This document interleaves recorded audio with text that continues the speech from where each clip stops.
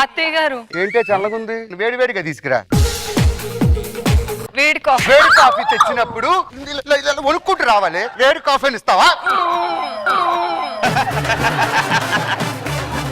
నేను కూడా వేడి వేడి కాఫీ తీసుకొస్తా, కానీ యాక్టింగ్ చేయలేకపోతే మా అత్తయ్య గారు కొడతారు. ఏమే అత్తయ్య గారు తీసుకురా.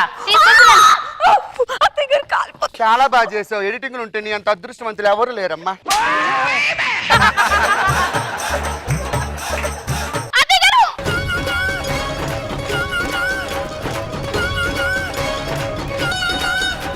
అత్తయ్య గారు వేడి వేడి టీ. ఏది మరి నేను అనలేదే.